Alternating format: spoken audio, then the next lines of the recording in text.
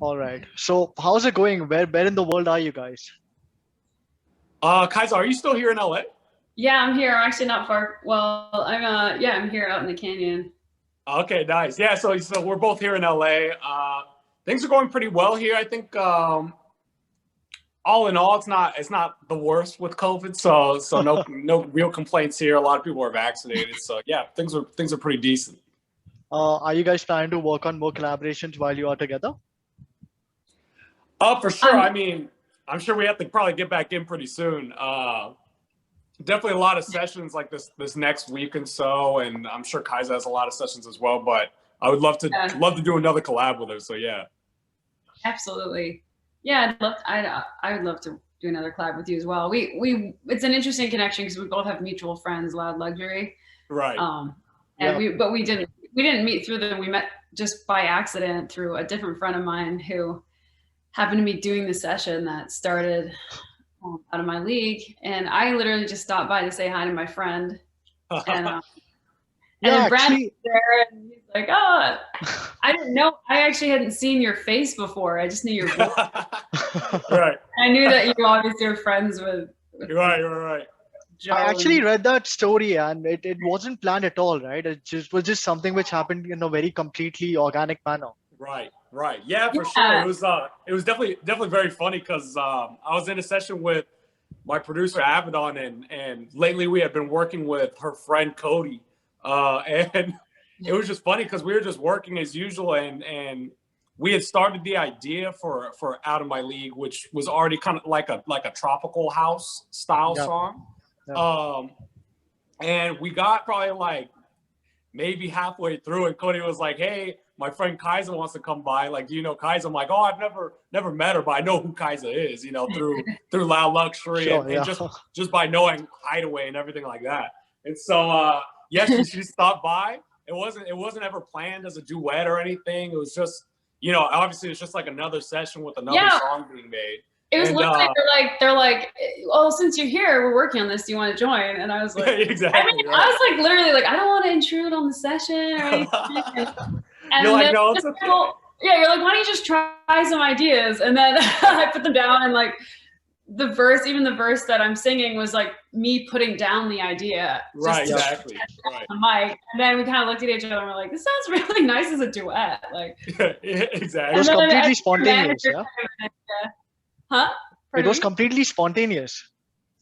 Yeah, 100%. for sure. I And don't think you can get more spontaneous than that. And your manager then came in and was like, we've always wanted to do a duet. And I was like, well, this sounds great. Like, that yeah, here we Well, like, go. I guess we'll put it out. Like, Yeah, it was ready to yeah, go for sure. and the song, honestly, I mean, I heard it for the first time. It was definitely something which, like, I mean, when I heard it for the first time, it definitely caught my attention, right? It was something which sounded very fresh.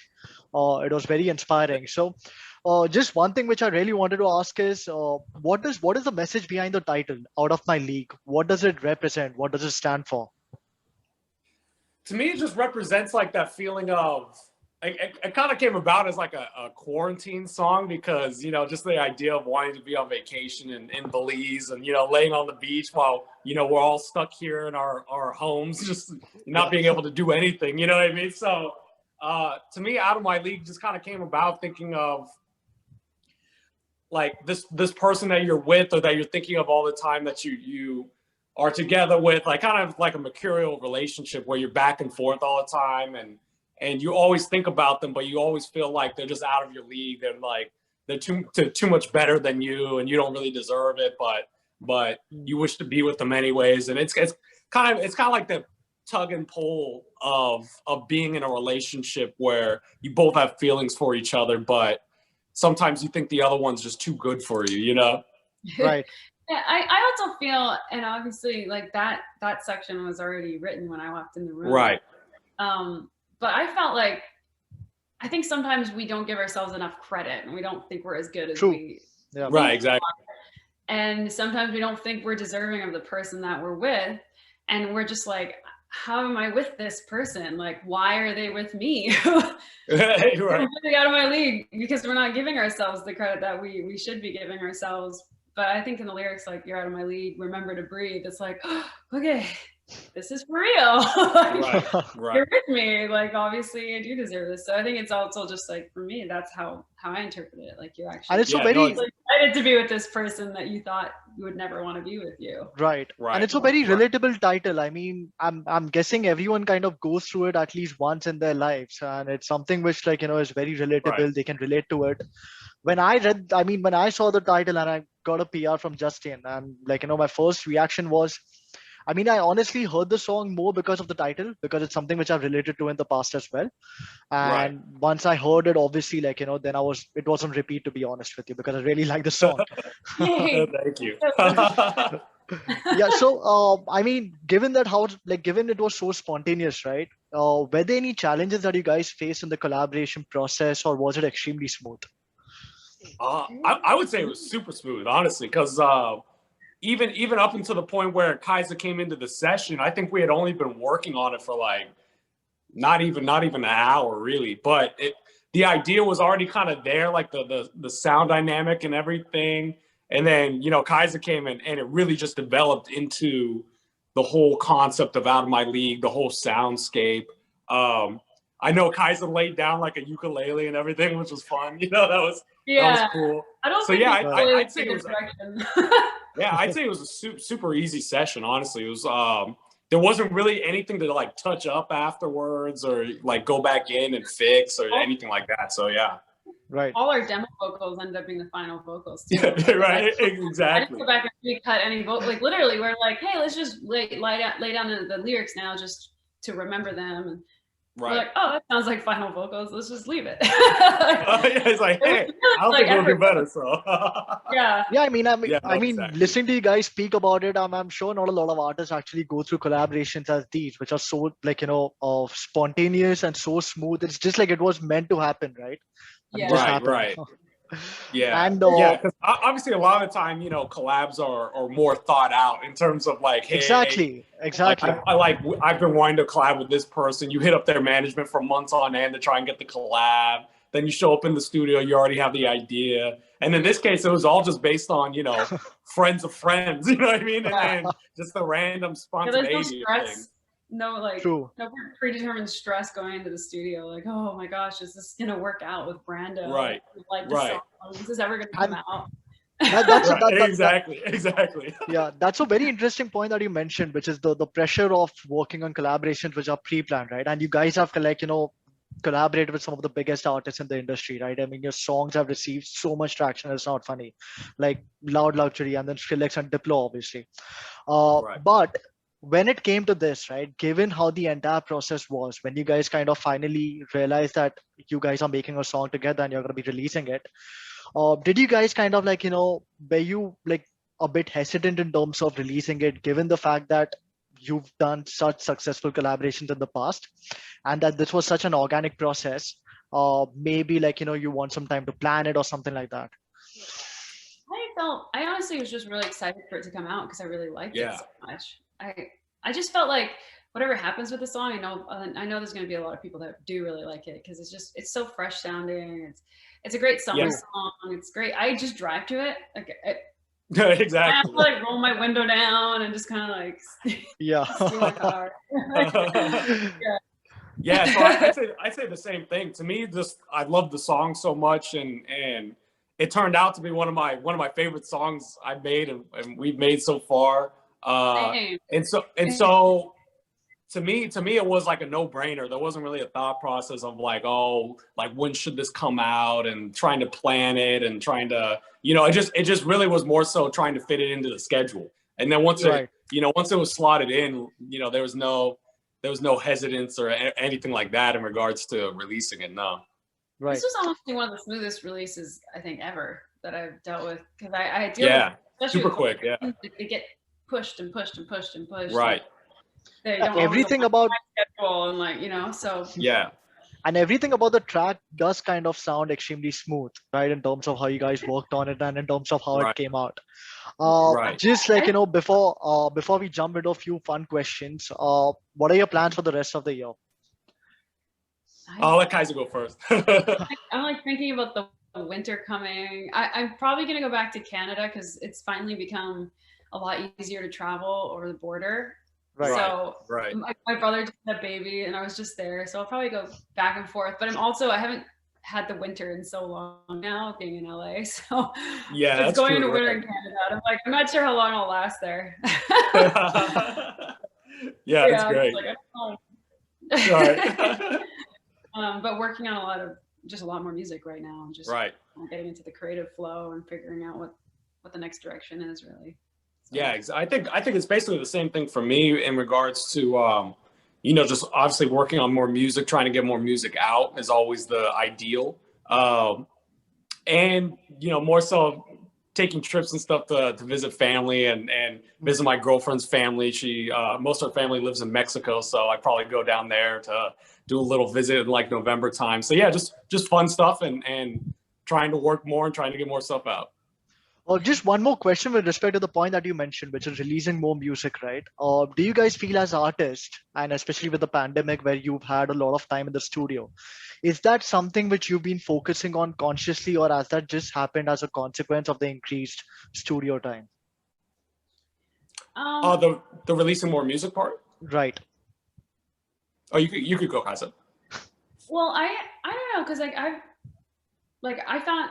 Wait, can you repeat the question one more time? So, for example, normally when you're touring, right, you don't have a lot of time in the studio, correct? Now, Right. because of the fact that there's a lot of studio time due to the pandemic, a lot of artists, I mean, I've spoken to them, and the one thing that's constantly come out is they've kind of gone into the studio with the intention of releasing a lot more music, whereas for some, it's been a consequence. Releasing more music has been a consequence of the fact that they've just had a lot of time in the studio, and that has Right. really inspired them, right? So for you guys, what has it been like? Okay. I honestly, like, being isolated and locked up for such a long time made me explore a lot of different genres, and I ended up with music that was all over the place. And I was just like, oh, I'm gonna just do all these different projects. I'm gonna have a folk project and a hip hop project and another dance project. And then at some point I had to be like, wait, okay, I need to actually like focus in here and like it's all map and like I think there's a lot of different amazing sounds that can actually work together. Right. And so I'm really bringing it all together right now. Just trying to find a focused direction. And cohesive, and really trying to make that's the best word, I think, a cohesive. Right. Just experimentation. But I think it's been more creative for sure. Right. Yeah, I'd say it's the same thing for me in regards to, obviously once we went into quarantine, you couldn't really do anything else but be in the studio. And initially you couldn't even be in the studio with other people. You had to be in your own little home studio, by yourself, or like sneaking sessions on the side. So yeah, I think to me, I was just really wanting to hone in on my musical style because I had just signed my deal with Armada right when we went into quarantine. So it was kind of like good timing and bad timing at the same time, because obviously playing shows, playing festivals is an amazing experience. It's always the best to be able to like connect with fans directly, but also being able to hone in on your own craft, on your own music, is also amazing in itself.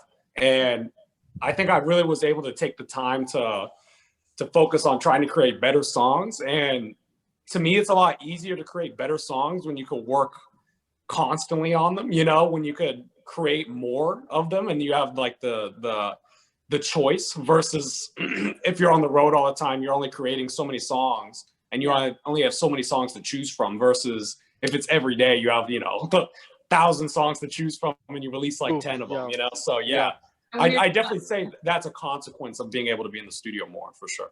Fair enough. And when you're stuck alone and start digging up your soul, exactly, time to like need to do that, you get a lot more emotion, I think, coming up. Right. When you just go in quickly. I think a lot of times we go into the studio, we're like, let's get it done, let's put it out. But when you have more time, you can go back to a song and be like, wait, is this as good as it can be? Should I rework an area? Should I rewrite these lyrics? And exactly. I think time is what's missing from a lot of music nowadays, is going back and potentially reworking the song.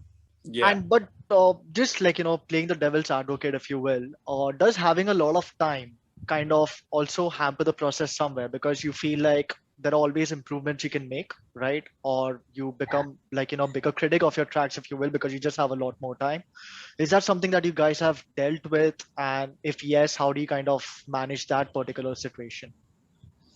I mean, I think it can help or make me less focused in a sense that I get so creative and so explorative that I'm like, it's, Right. I forget that I have a career and a sound and an audience that likes that sound. And I definitely want to take everybody on a journey, but I can go crazy down the rabbit hole and then you end up with stuff that's like, I don't know if I should put this out. So, yeah, I remember the day I called my manager and I was like, I'm going to make some more dance music. And she was like, thank you. We need it. Definitely too.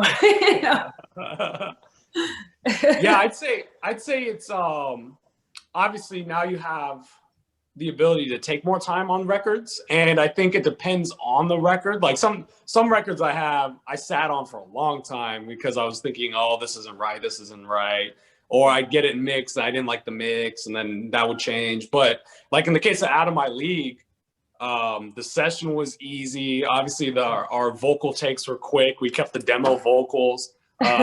We sent it off to one engineer to mix, and he mixed it incredibly, and it came back. So the whole process with this song was incredibly easy. Smooth, yeah. So yeah, I think it's a song by song basis sometimes. Some songs you just get so down into the details that you kind of get lost in the whole thing, and then you don't like the song anymore. So yeah, you have to kind of be careful and balance it a little bit. Yeah. Right. Fair enough. And apart from music, do you guys like, for example, what are your hobbies? Do you like watching shows on Netflix? If yes, what are some of your favorite shows to watch? I just watched White Lotus. Have you seen White that Lotus? One? I don't think I've watched that one. Oh, that one's I unfortunately haven't. Oh my god. I've been watching Lucifer actually. Oh yeah. Okay, I know that show. Yeah. That one will give you a bit of anxiety. It's like murder mystery and a TV show at a hotel. It's cool. I would definitely enjoy it then. I mean, some of my shows, like, for example, I don't know if you guys have heard of the show called Hannibal. Okay, yeah. About Hannibal Lecter. Uh-huh. Oh, I know the movies, but I don't know the show. Yeah, it was a show. Yeah. It's like it's my second favorite show of all time, and it's about a psychiatrist who's actually a cannibal. So yeah. Sounds terrifying. Yeah. So just a few fun quick fire questions for you guys. Clubs or festivals, what do you prefer? I'd say festivals for sure. I like both because they have different vibes. Like when I'm in the club, everyone's like, it's like all my own people, and like we're just going nuts, crowd surfing and stuff. But at a festival, I get all these new fans, and it's like a huge audience, and the production is big, growing, and I'd say club is more of like an intimate feeling where everyone's like talking to you, you're walking through and everyone's like trying to hug you or shake your hand or whatever, like it's very intimate. But the reason I prefer festivals is just that to me the experience of playing for massive crowds is hard to replicate. It's just something else, being able to play in front of like 30,000 people, 40,000 people is just insane, and the energy you get from it is next to nothing, So yeah, that's why I personally prefer festivals for sure. Festivals, yeah. And oceans or mountains? Asking hard questions. I'd say oceans because Out of My League is kind of like beach theme, is tropical, so. I like that's very smart.